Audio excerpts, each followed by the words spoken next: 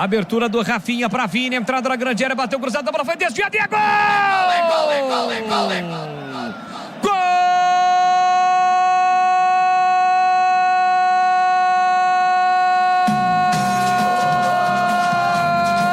do Brasil!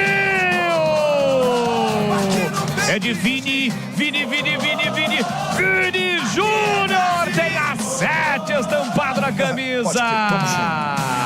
Quando ele chamou a responsabilidade, sofreu a falta cobrada rápida, cortou, limpou, fintou na entrada na grande área, bateu cruzado, contando com desvio no apagar das luzes da reta final do jogo.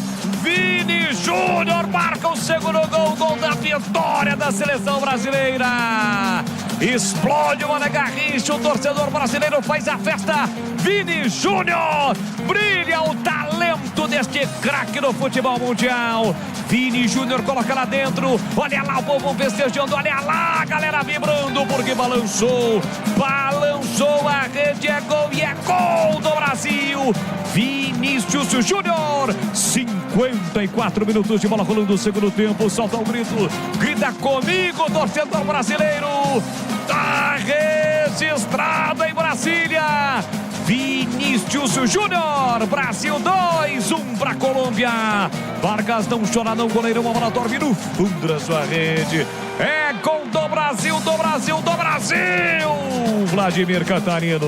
Um jogador diferenciado, né? Aparece quando precisa. Não tá bem o Brasil, mas o Vinícius Júnior tomou pra si a jogada. Sofreu a falta na cobrança rápida, a bola foi com ele, arriscou de longe, desviou no meio do caminho e matou o goleiro Vargas. É o gol da vitória brasileira, Vini Júnior, 2-1 Brasil.